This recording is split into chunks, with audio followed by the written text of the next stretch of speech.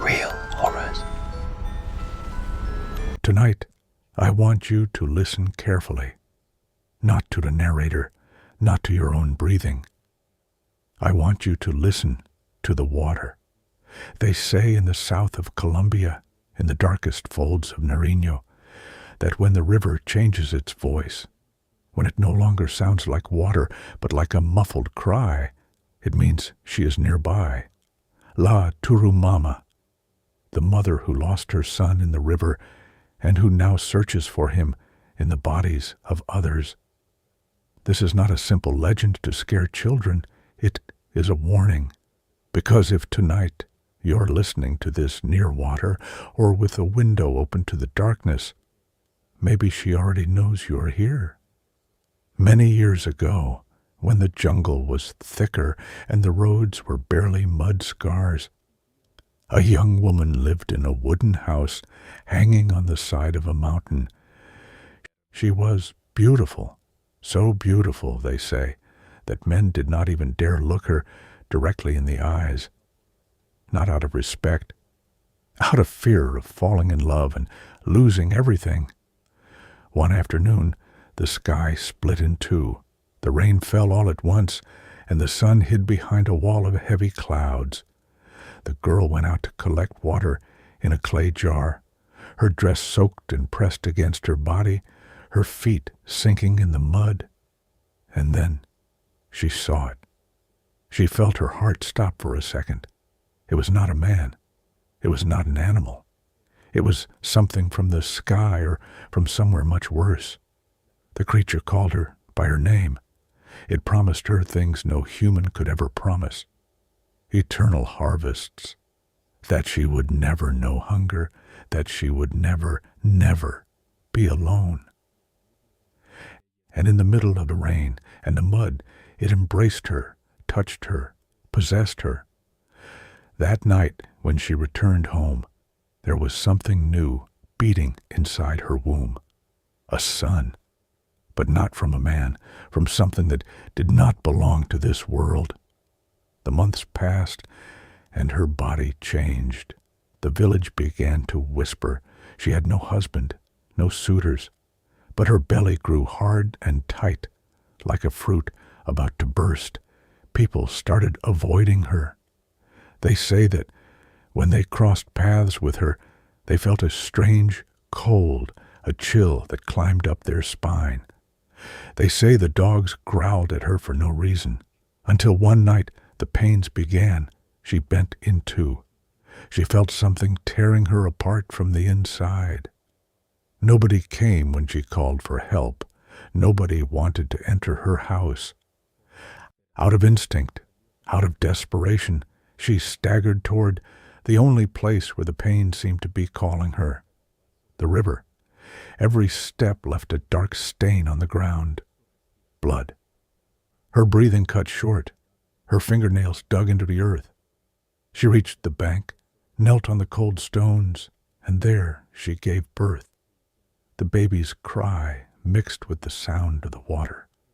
He was small, too fragile. She held him for a second in her arms, shaking, soaked in sweat and blood. Her eyes were closing, her head spinning, the world fading, and she passed out. Her body lay stretched out on the stone, unconscious, still. The baby moved, kicked once, and slipped. He fell into the water. The icy river received him without mercy.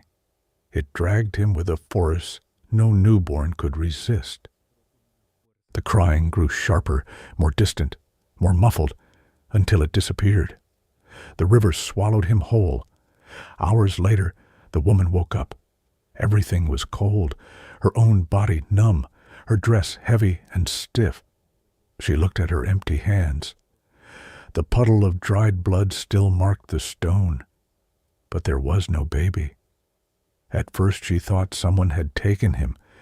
She started screaming names, calling out for help that never came.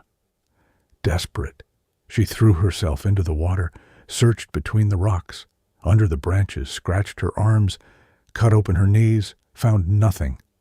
And then she heard it, a faint whimper.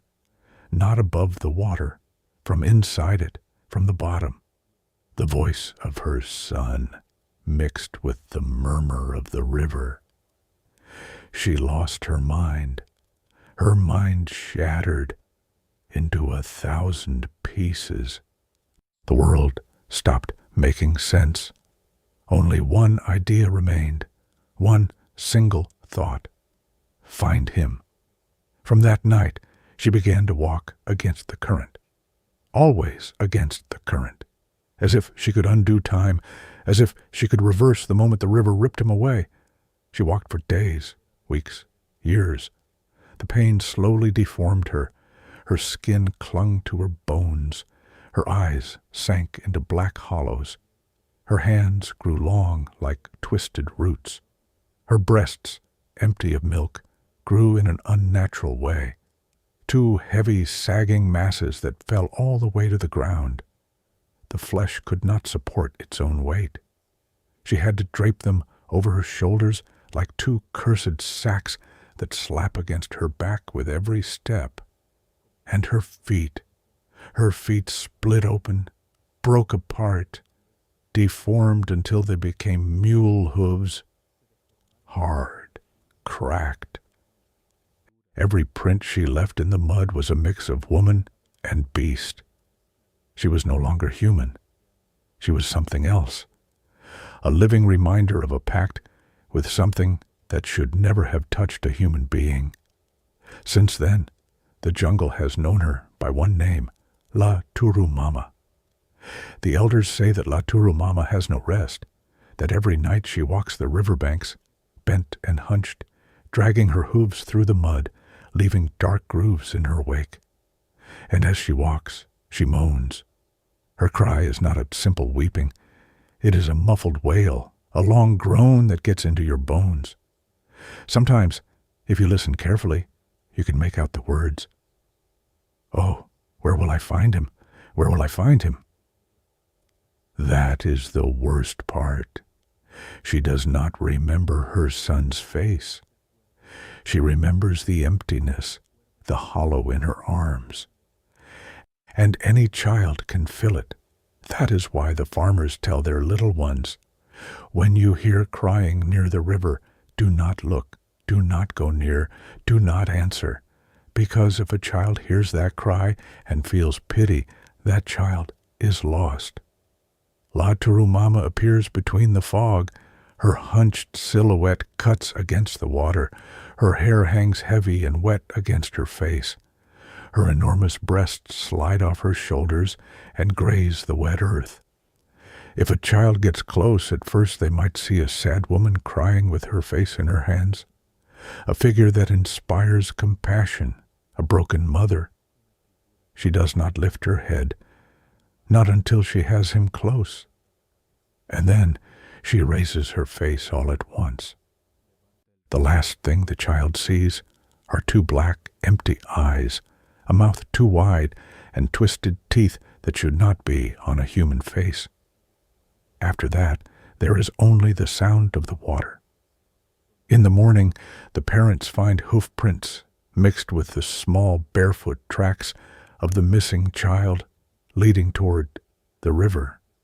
Nothing more. La Turumama does not only hate the emptiness in her arms, she also hates men, especially the ones who come home drunk at night. The muleteers tell stories that nobody wants to repeat after sundown. They say they have seen her change shape. One night, a muleteer was coming back from the village. He had too much liquor in his blood, his tongue heavy, his mind clouded. The road ran along the river, and the moon barely reflected off the dark water. Suddenly, he saw her. A young woman, beautiful, with long shining hair, standing at the water's edge. Her dress pressed against her skin, tracing perfect curves. She was not moving. She was just watching him. The man felt his heart race. He approached, slurring his words. "Good evening. Are you alone?" The woman barely smiled. She gestured with her hand, inviting him closer. In a soft voice she said, "Come, it is cold. Keep me company for a moment."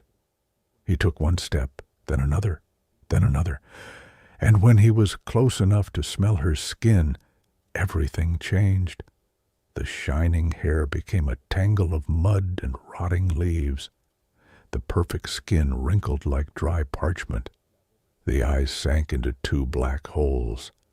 The mouth opened too wide, stretching almost to her cheeks, revealing broken, yellow, pointed teeth. The arms that had seemed delicate became hard branches that locked around his neck. She dragged him toward the river with a force that was not human. The man tried to scream, but the water filled his mouth. His last thoughts were a mix of terror and regret. At dawn, the mule appeared alone on the road, restless, breathing hard. On the riverbank, hoof prints were mixed with the muleteer's boot tracks. The body never appeared. There is something more, something very few dare to tell. La Turumama does not eat like the living. She does not look for bread or meat or fruit. She looks for embers. They say that when she enters a house at night, she does not knock on doors. She makes no sound. She passes like the wind, like an icy breath. She stands in front of the lit stove, kneels down, puts her hands into the live coals, and begins to eat. She brings the burning charcoal to her mouth one by one, chewing slowly as if it were freshly baked bread. The smell of charcoal, of cold ash, stays stuck to the walls for days. When she leaves, the house is ice cold, and she always leaves a mark, a hoof print near the stove, or a thin thread of water where there should be no water. That is why in river villages the grandmothers say, "Put out the stove properly before you sleep." So La Turumama does not come to eat in your house. Maybe you think all of this is nothing more than a story, an old tale to keep children away from the river and drunks away from the liquor. Maybe. Or maybe not. Because the legend, like water, keeps changing shape. It seeps through cracks, reaches places where nobody knew it before. Tonight, you're listening to it far from Nariño, far from its cold rivers, maybe in your room, maybe with your headphones on. But tell me, are you sure you're alone? Remember what they told you when you hear a cry in the night, when you feel that someone is calling a child that does not exist. Do not look out. Do not open the window. Do not answer. Because from the moment you started listening to this story, she started listening to you too. And now she knows that somewhere, someone has their ears wide open, and something she lost a very long time ago. Warmth, breath, life.